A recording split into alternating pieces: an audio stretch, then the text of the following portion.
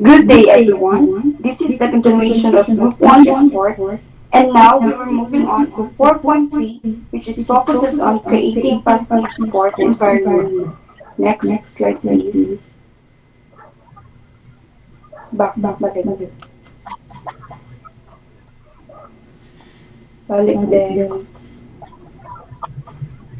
So today, I am going to discuss an article written by Lara Musman titled Creating Positive Sports Environment. So, in this part, Lara discuss how to create positive sports environment for developing players. So, this article also explores how coaches can go beyond just teaching sports skills, and also si Lara kay kanang ga-focus siya sa that ang coaches kay ga-help sa pag-develop sa character and well-being of the young athletes. Next, please.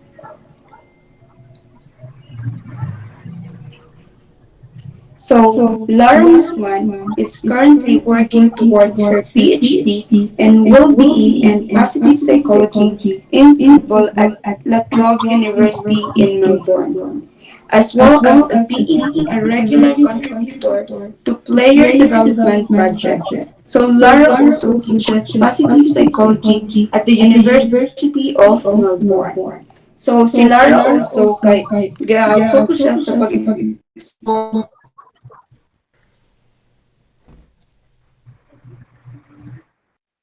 important. So kaning part is ga-focus siya sa mga football coaches na dapat coaches can play in promoting positive youth development. So traditionally, coaches focuses in improving technical and tactical. So sa traditional man kay diba, ang mga coaches kay ga-focus lang siya sa pag-teach sa mga players on how kanang mga techniques, mga tactical skills, but in Lara is argues that they should also help young players grow emotionally, socially, and mentally. Next slide, please.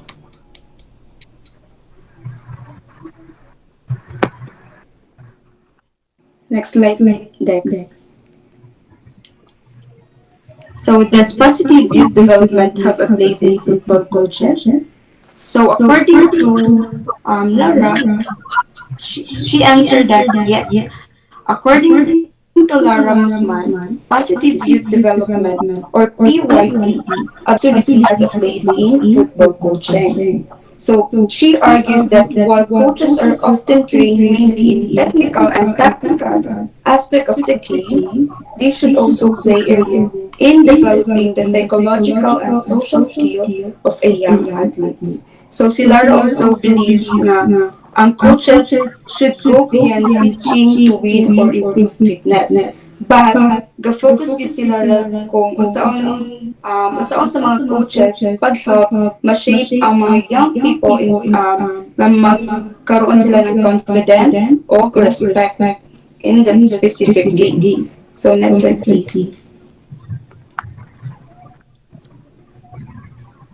So according to a 2011 study from the University of Wollongong, coaches face many challenges that go beyond the game. So here are the challenges that my coaches face on beyond the game. So these lessons are part of what we call positive psychology, which is focuses on strength like optimism, perseverance, leadership, and teamwork. So, to conclude this article, Lara concludes that positive youth development absolutely belongs in football coaching. So, coaches have a powerful role in shaping not just athletes but people by combining sports training with emotional and character development. They can help young players succeed both on and off the field.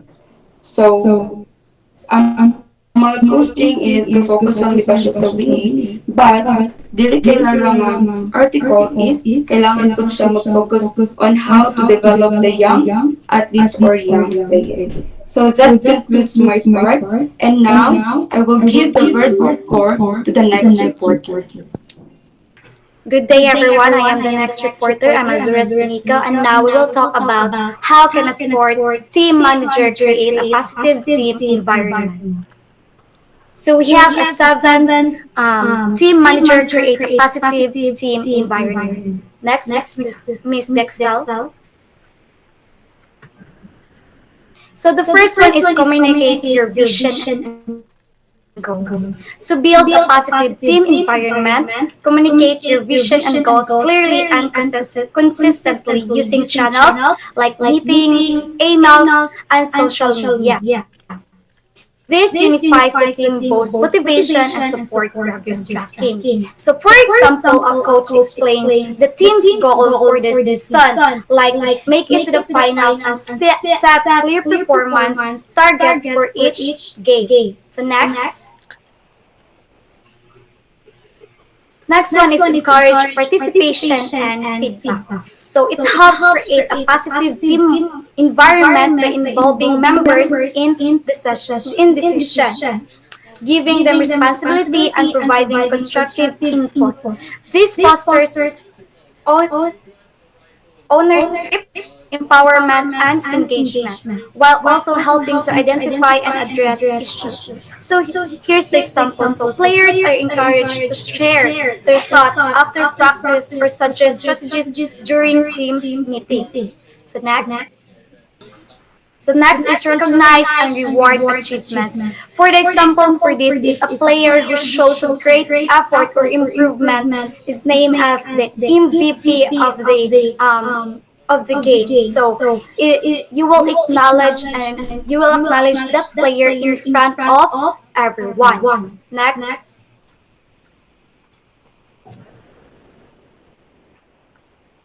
promote teamwork and collaboration. So you need to have a teamwork and collaboration to succeed your goals. So the example for this one is team building exercise or drills not require players to work together are included in practice sessions. So encourage communication, clear rules, and mutual support to enhance trust, creativity, and overall team efficiency.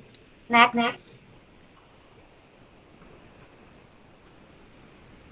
So the fifth one is support learning and development. So supporting your team's learning and development helps create a positive environment. This involves offering training, feedback, mentoring, and encouraging innovation.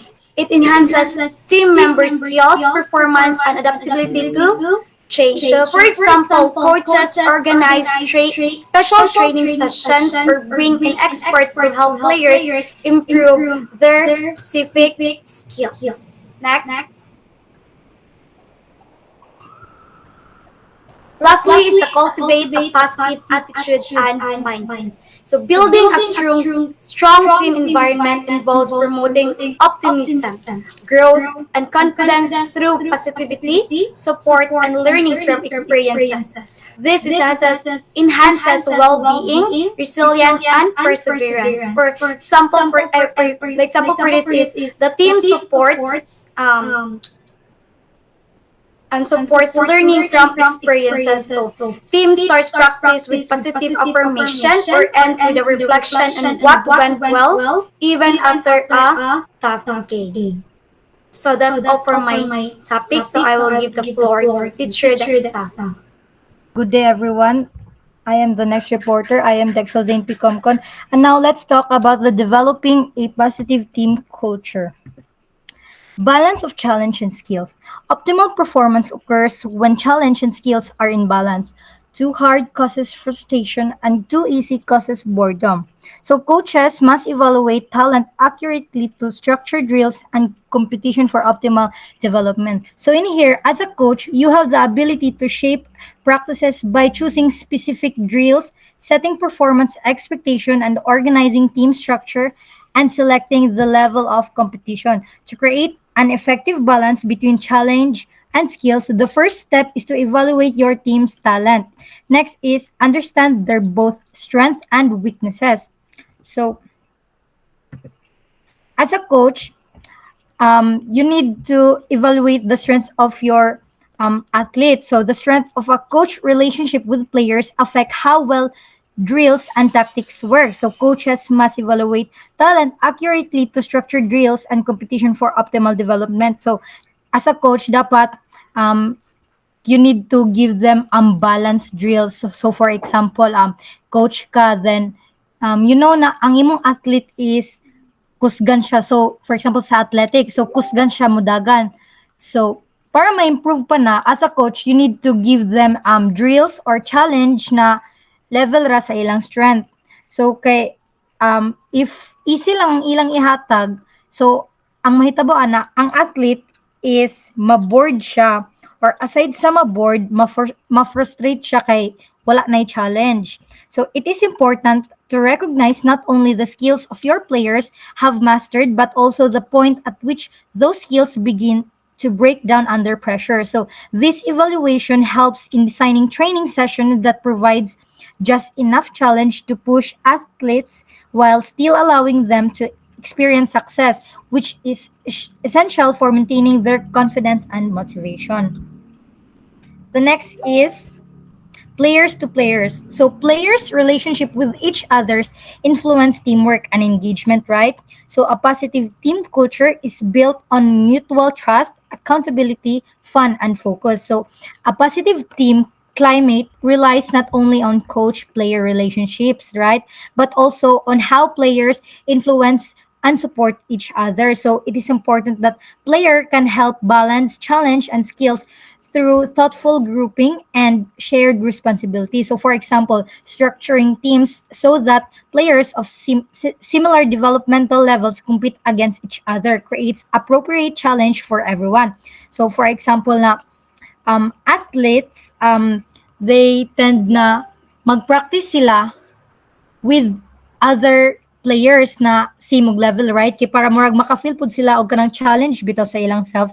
So, they tend na makig-compete sa usag-usa kay para ma-challenge sila then ma-test ang ilang skills. So occasionally, mixing skills level can be also beneficial. When more experienced players are grouped with novice, they can model proper techniques and offer peer instructions while younger players focus on learning the process. So also as a coach, you need to designate the players fairly, like kung kabalo ka na kabalo ning mga players ilang skills is kanang taas na or high na ang ilang level sa skills niya, then you should kanang imo bitaw silang scatter, like dili nimo iisa sa group, so dapat imo silang scatter sa lahing group. Like for example, ang mga maayo isagol siya sa mga kanang dili pa kayo maayo kay para matudloan sa maayo ang mga dili pa kabalo. So this approach maintains a healthy balance of challenge and support, fostering growth for all team members.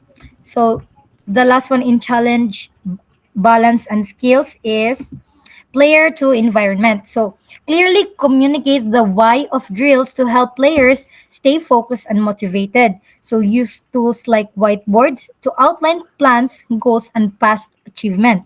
So encourage a growth mindset. View failure as a necessary part of progress, not something to fear. So creating a balance between challenge and skills involved helping players see the bigger picture of their training, using tools like a whiteboard to outline practice plans, goals, and focus points allow players to understand how each drill contributes to overall performance. So it also helps track progress and set standards, motivating players through visible benchmarks. So another crucial aspect is how failure is perceived. So effective training environments treat failure as a sign of growth and risk taking, not something to be feared. So 'di ba, importante gyapon sa mga athletes or players ang environment. So kung naa sila sa fair environment, inclusive environment, so they feel na murag maganahan silang dula. Aside sa maganahan silang dula is murag maka-boost gihapon siya confidence and makakuan siya growth bitaw sa isa ka athlete. Sa for example, if ikaw ang athlete naa ka sa toxic environment, So ang kuan na nang mahitabo ana is murag mawalaan kag confidence and also murag masakal ka, right? So it is important to foster fair and good environment. So encouraging players to push beyond their comfort zones without punishing mistakes promotes development and peak performance. So coaches play a key role in shaping this mindset by reinforcing that failure is a natural part of learning. So as a coach, you need to encourage your athlete to to you need to encourage your athlete to or remind them that failure is part of their learning, right? So let's take that failure na lesson na siya, makahelp na siya sa ato para mag-grow. Next is balance of criticism and encouragement. So in here, feedback must be specific, not just general praise or critique, and athlete need both encouragement and constructive criticism to grow. So sa feedback, it is very crucial siya na part, right? Kay diri ang feedback is grabe ang impact niya sa isa ka player, right? Next is coach and player. Athletes want recognition for success and specific guidance when they fall short. Positive feedback should be both for outcomes and processes. So keep a record of athletes' goals to give target meaningful feedback. So athlete, they want two key types of feedback from coaches, right? So recognition when they succeed and clear guidance on how to improve when they fail. So coaches aims to consistently offer both. So acknowledging their success even when it's obvious that it matters to players because they value their coach's approval. So as an athlete, so it is important ang mga feedback sa coach, right? Kay dako gid kay siya impact sa athletes. Okay, ang athletes they want feedback from coaches. For example, they want recognition for their success. Kay gihimo nila ang best. So syempre gusto po nila makadungog unsay feedback sa ilang coach, gigipakita nila ang best. For at the same time, kung ang coach pod, if maghatag sila feedback, they also need to remind themselves na dili tanan athletes or players is same og ginabati. For example, kung ikaw ang coach, nya harsh kay ka maghatag og feedback, so ang kuan na mahitabo is ang athlete or ang players is murag ma-take niya as negative. So it is important when you're a coach, you need to understand that not all players same og kanang pag-take sa feedback. There are players na i-take nila as negative, pero sa imo is positive siya para makahelp na mag-grow sila. Pero some other players, they take it as a positive feedback. So to deliver quick, effective feedback, the coaching staff using short, well-defined cues introducing their prison training. So combining instructional and motivational feedback helps athlete understand what led to success. So additionally, coaches should monitor each player's emotional gas tank. So just like what I've said, dili tanan players is same og kanang ginabati kung mag-take og feedback. Sometimes necessary. It should be backed by consistent encouragement to maintain motivation and confidence. So as a coach, when you're giving a feedback, you need to also give them an encouragement and motivation to boost their confidence. Next is player to player. So athletes may receive criticism better from teammates than coaches. So cultivating a team culture with no rigid hierarchy encourage open peer feedback. So di ba sometimes players mas ganahan sila na makadungog og feedback sa other players kay murag makaboost sa ilang confident, right? Sometimes for example ako di mo ko athlete, pero for example lang ha, if ako basketball player ko then nagdula, then di ba maghatag ba nag-feedback ang coach, pero murag mas makaboost ako og confident if na other players sa or example sige players sa kalaban naghatag og feedback sa ako na wow nice imong dula, nice imong mga strategy. So syempre ako as an athlete mag-boost gid akong confident na like ay okay, I did my best. So Players often respond better to peer feedback than to coaches feedback. So as it can feel more supportive and less intimidating. Unlike sa coach, kay syempre coach murag medyo stricto. Some coach magod murag stricto ang pagka-deliver and some is okay lang. So ang players murag maka-find sila comfort sa feedback sa mga kanila sa ilang mga ka players nila gihapon unlike sa coach. So building a team culture where all voices are valued regardless of seniority, encourage open communication and mutual respect. So for for example, during blocking drills, so peer evaluate and communicate key elements of techniques. So ang players if mag-practice mo drills, syempre maghatag sila og feedback if mali or tama ang imong gina-practice. So ikaw pod as a player murag ma-motivate pud ka na ay okay ingani day ang akong buhaton ingani di ay kay according to okay kanang mali daw to pero okay ra daw siya pero naapoy uban na ang coach is dili pud mag-agree pero just like what I've said ang some player is mas better na mas ganahan sila na makadungog og feedback sa other players. So these systems strengthen trust, accountability, and motivation among teammates. So the last one is player to environment. So visual feedbacks like using video apps like BAM Video Delay helps athletes self-correct and experiment. So match footage can highlight both strength and areas for improvement. Occasionally focusing on only positive clips can boost confidence, but athletes must also learn from mistake. So in here, as a coach, you need also to use visual feedback like videos, right? So, for example, in track and field, sa track and field, if mag-play na, ikaw ang coach, kuan gid sila og kanang photo op or video, right? Gagamit sila og phone na i-video para makita ang ang highlight bitaw sa dula if makita nila if sakto ba or mali or naay kanang need i-improve.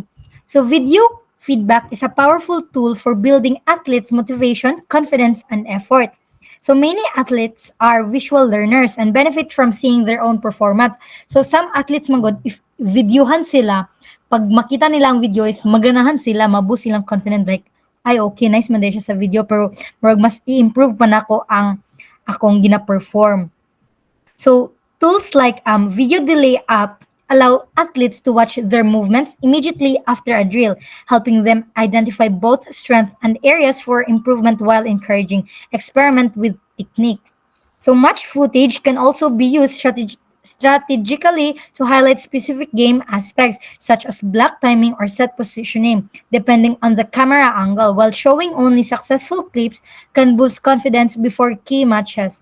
So it is important also to review the mistakes to promote learning and growth through constructive reflection. So overall, to compact my topic, creating a positive team culture requires a balance between various opposing forces, challenge and skills, criticism and encouragement, trust and accountability. So the foundation of a successful teams lies in strong relationships between coaches and players. So among players themselves and overall training environment. So coaches plays a vital role in shaping these dynamics to maintain motivation, foster growth, and develop peak performance. So, a positive team climate is one in which athletes improve their ability and learn more about their potential. The feedback they receive from their coaches, each other, and their environment contributes to both of these objectives, telling players what they do well, although positive does not help them maximize their skills. So I hope you learned something from my topic, and now I will give the floor to the next reporter. All right, so hello everyone. I am Sherwin Garduki, and now I'll be discussing the governance in the sociocultural role of sports. Next slide, please. Slide mo klaro, isa lang.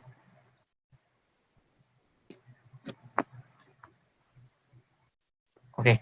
So, okay, now sports play a very important role in society. It is not just about competition or entertainment. sports promotes health, education, unity, discipline, and peace. No, it also brings people together and give both individuals and communities a chance to grow. So sports gives people no, it brings people together and give a chance to grow. No, however, sports also has its challenges. No, there are issues such as cheating, harassment, corruptions, no, and even violence are seen at different level of sports. No, and these problems can may often come from the maybe from the pressure to win the game, di ba? Especially if the game kay na siya cash prize, di ba? So kailangan kita maningkamot kay para maka-earn tag money, no? And that is why sports governance is very important. Well, now what is governance? No. So governance refers to the system, rules, and policies that manage and protect the value of sports. No, it helps to maintain fairness, safety, and also integrity in the game, no, or in the sports. Right now, it is important to remember that sports is not only for professional athletes or the Olympic players, no, because sports can include everyone, no, even if you are a students, even if you are children or adults, no, and even elderly people or old people playing for health or for fun, no, for recreational lang siya. And now, sports has expanded into new forms like what, no, like esports and also ng mga online streamings, di ba? And now, while this creates new opportunities, it is also expose athletes into negative things, di ba? And like kanang mga abuse through online and even scandals, di ba? Parang gyapon na. And so that is why governance should cover all level of sports, no, from elite to everyday and community games. No? Because with proper rules and leadership, sports can remain safe and fair and also inclusive for everyone. Next slide. So, next, please. Alright, so what is sports? No, halos naman siguro sa tatanan kabalo naman sa sports, right? And now let's talk about the meaning of sports. Next slide. Next. Alright, so sports can be defined in many ways. No, they are the in the narrow sense and the broader sense. So, in a narrow sense, sports means physical activities that are competitive, follow rules, and are usually part of an organization, no? Like basketball, volleyball, or swimming. No? And but in broader sense, it means sports can also include non-competitive or informal activities that help improve uh, mental well-being or social interactions, no? Such as recreational sports, traditional and cultural games, mind sports like chess, no, and even esports. Ba? And next slide. So the word sports come from the Latin word disporto, meaning to enjoy or divert oneself. So at its core, sports is about fun, movement, and connection. So next. Now let's talk about the spectrum of the ecosystem of sports. So, sports ecosystem can be divided into four main segments. No, so the first core is the core segment. Now, I mean, the first segment is the core segment, right? And now, this includes all the sports activities and programs like games, trainings, and competitions. No? And the second segment is the support segment. These are the people who are directly and indirectly involved, no? Kanang nasa which is in the on field, no? Kanang mga players, spectators, and referees. And also in the off field, which is the organizers, coaches, leaders, sponsors, and agencies. Next. Next slide. Okay, so the third segment is the balik. Right. So the third segment is the sport industry and resource sectors. Now this part includes facilities, human resources, sports services, equipment, merchandise, media, and sports technologies. And the last segment is the augmented segment. Now, this covers governance, law, policies, leadership, and education. No? It also includes sports rules, sports studies, training, and coaching programs. Now, now discover no now all of these parts works together to help sports grow and function well. No? Every match or tournament or sports event involves many people and systems behind this scene. And next slide, please. Dili magipay isa lang. Wait. Okay. Now let's talk about the sports pyramid. Now the next slide, Dex. Right now, the sports pyramid is a model that shows the different level of participation in sports, from basic plays to professional competition. Now, there are levels. No, there are 5 levels in the pyramid. So first is the next slide, Dex. Okay, first is the foundation level. No, this is where the children starts playing and learning basic physical skills. And next is the recreational level. It is where the family and community do their sports for fun or for their health or banding. No? And next is the school institution or institutional. No? It is an organized sports at school or club level. No? So for example, kanang mga intrams or palaro. Next slide, Dex. Right. So the fourth one is the elite amateur level. So kani siya, this is where the athletes nga ga-compete sa regional or national events kanang mga pabansa, no? And last is the professional level. No, this it is the athletes that plays in international or commercial leagues. So mga kortahan nga abroad. And yeah, this pyramid shows how athletes can progress through levels, but not everyone reach the top. No, in fact, most people stay in the lower levels for fun, fitness, or personal growth. And yeah, and that's totally okay. And that's I think that's it for my report. And may I give the floor to the next reporter. So right now we'll be talking about the sports culture and sociological issues. Now, in sport culture as a social phenomenon. Next slide, please. So, sport culture shapes the identity, values, and social behavior. It reflects shared traditions and promotes unity, discipline, and personal growth. Now, in sports, it's not just about playing games. It's a big part of our culture and society, and it teaches people how to work together, follow the rules, and respect others. The way people act in sports often shows that they value in life like teamwork, fairness, and discipline. That's why sports can help a person's character and attitude. Next slide, please. So, culture in sports.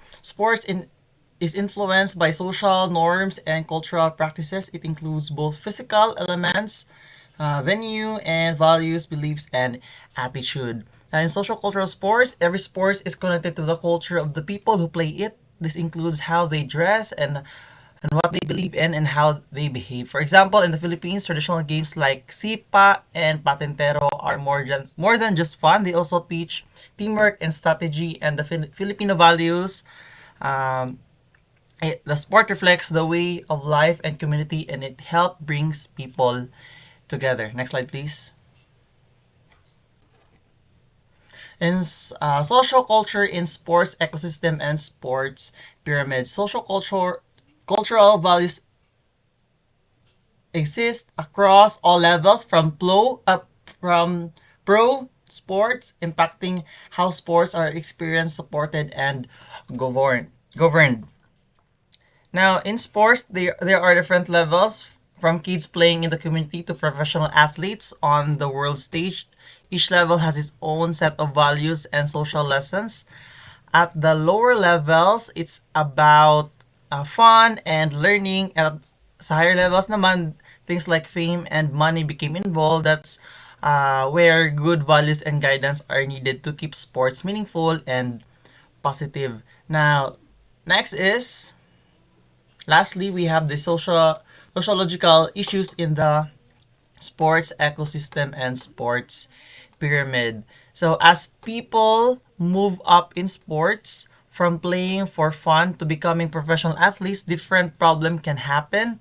At the beginner's level, it's most likely about learning and having fun, but as competition gets more serious, like cheating, using illegal drugs to win, discrimination, and even violence can appear. These problems don't just affect players, they also affect coaches, fans, sponsors, and the whole sports community. That's why it is important to have a good rules, education, and strong values to keep sports fair, safe, and respectful for each and everyone. Now that will be my part. I'll give the floor to the next teacher. Okay, so good day everyone. I am Justin Marie M. Leones and I will be your next reporter. So let's proceed to the next topic, which is the governance. Okay, so when we say governance, it talks about it involves setting clear plans and rules, choosing top leaders, and checking if everything is working well. So, governance means providing leadership, making decisions, and also guiding how an organization works every day. So when we say sports organizations, both international and national, follows a constitution and rules that help them manage events, supports athletes, and ensure everything is fair and organized. So governance in sports is a about protecting the players' rights, promoting health, and also supporting national pride, and of course helping with the country's growth. The importance of it is to create some basic guidelines to keep things positive and fair for everyone. So next slide, please. Next is the social culture in sport governance structure. So this makes sports rules more complicated and strict, and it can take away the fun and enjoyment that sports used to bring. When sports become professional, they include leagues and competitions, which can be also lead to people being left out and others gaining power over money. But however, culture plays a big role in shaping how people act and think in sports. The culture helps guides behavior and also keeps people connected even when the system becomes unfair. The right to play sports is supported by many international laws and agreements, but it is still not always given enough attention. But to bring back a positive sports culture, good governance needs to start from the grassroots, like the schools, and the community programs. In many cases, the focus is more on business and winning than on values like fairness and respect. So let's say, for example, in some doping cases, athletes were protected while leaders were not held accountable. This shows that ethics are often ignored. So strong laws, not just suggestions, should be made to make sure that good governance and through sports culture are respected and followed by everyone involved in that specific sports. Next slide, please.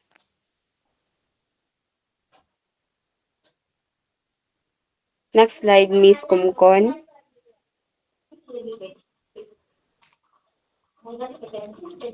Next is the legislation and policies promoting sports social culture. So there are various international regulation and policies shape the conduct of sports organizations. So these frameworks ensure that sports are practiced with integrity, fairness, and alignment with culture and developmental goals. So first is the Federation Internationale do Sports, or the FISPT. So this framework advocates for sports for all, emphasizing the role of sports in culture enrichment, education, and improving quality of life for all, regardless of age, gender, and background. So next slide, please.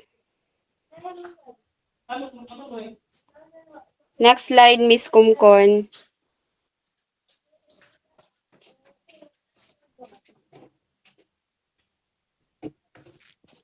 So the next framework is the World Anti-Doping Agency, or WADA.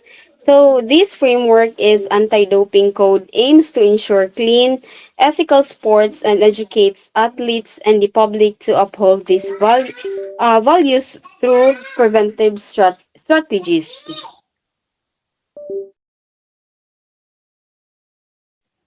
Next is the UNESCO's Declaration of Berlin 2013. Um, This framework, it emphasizes the importance of investing in physical education and calls for ethical governance and integrity in sports, reinforcing its culture and developmental significance. So the next framework is the Council of Europe 2018. So as a pioneering intergovernmental body in sports governance, the Council promotes participation, health, and ethical values. So these frameworks, its resolutions, stress the integration of good governance principles into national and local sports policies. Next slide, please.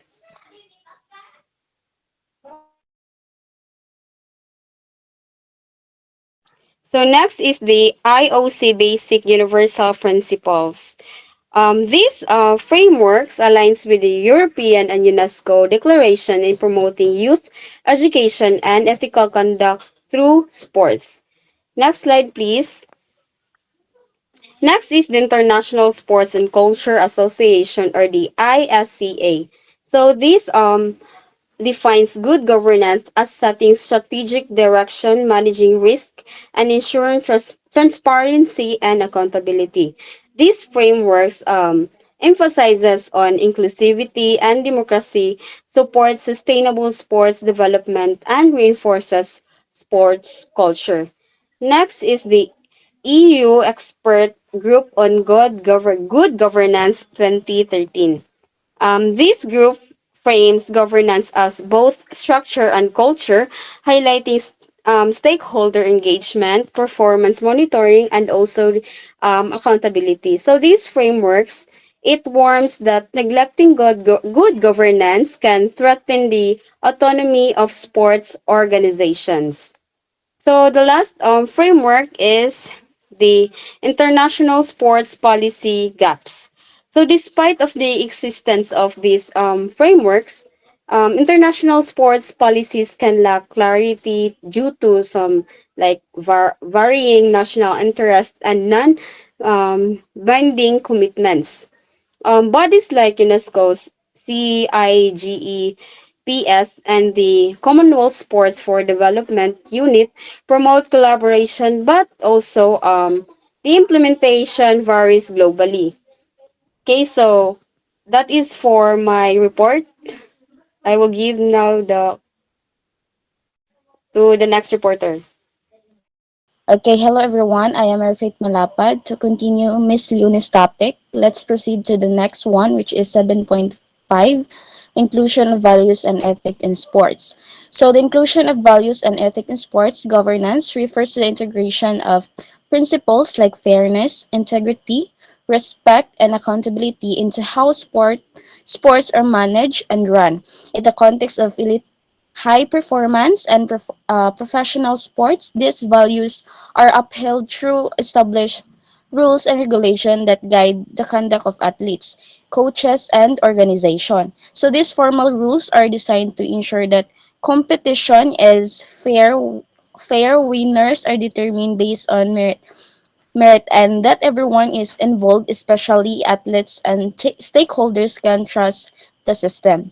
For example, anti-doping rules, fair play policies, and codes of conduct are all parts of ethical sports governance. These not only protect the integrity of the sports but also ensure that economic rewards like sponsorships and prize money are distributed justly and based on honest competition.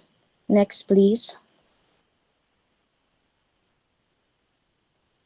So, sports should begin as a fun and meaningful activity that helps individuals learn, grow, and enjoy themselves.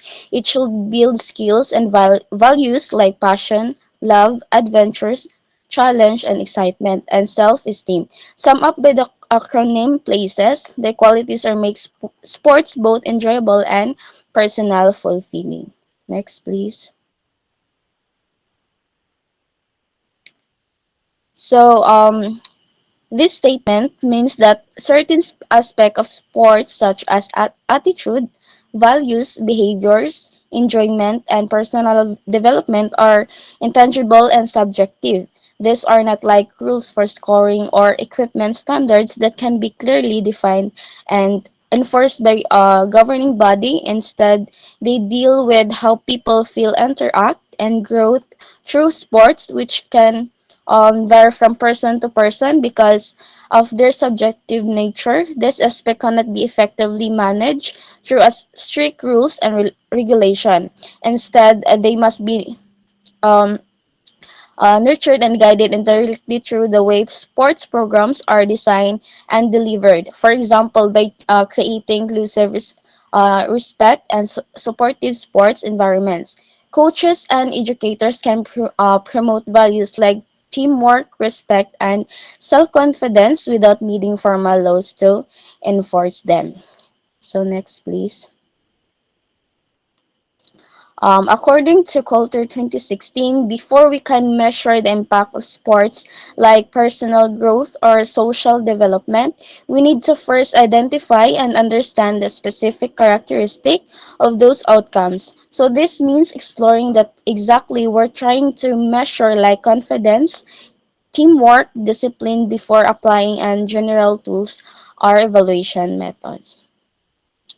Mahoney and Statin discovered that when your people participate in structured activities, like organized sports or supervised programs, it can reduce the likelihood of them engaging in harmful behaviors such as drug use, violence, or risky sexual activities.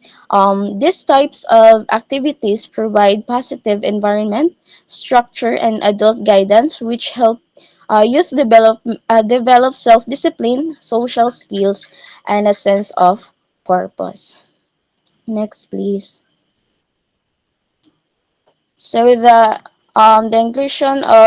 conclusion about establishing governance and sport social culture through education refers to how international policies have integrated physical activity, education, and children's rights. So the Declaration on Rights of the Child 1959 was foundation document that recognized the importance of physical activity and education for children. This declaration highlights that children have the right to engage in activities that support their overall development, including the physical education.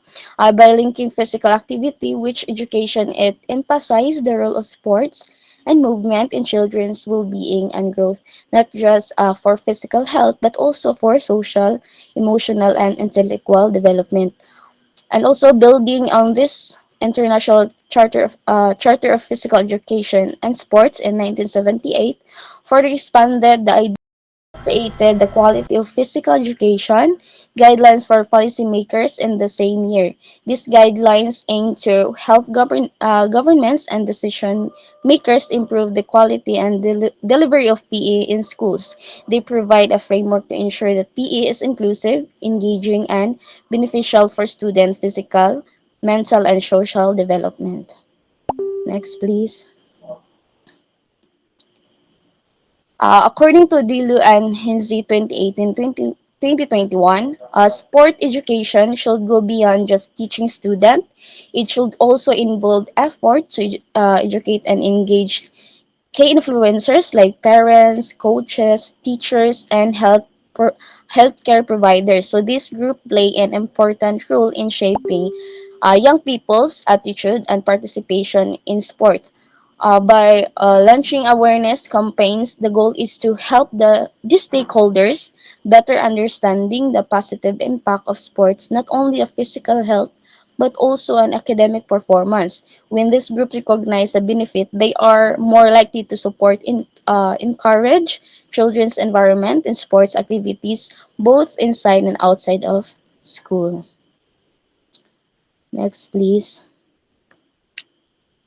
So this statement, a sociocultural aspect of sports such as values, behaviors, traditions, and attitudes are often personal, subjective, and vary widely across communities and cultures. Because of this, the governance or management of this aspect should not rely on strict or inflexible rules. Unlike the technical aspect of sports like game rules or safety regulation, sociocultural elements involve human behavior and social interaction, which can change over time and differ between groups. Therefore, using laws or legislation might not be effective or appropriate in addressing this dynamic context depend issues. So instead, the governance of social cultural sensitivity and case by case consideration.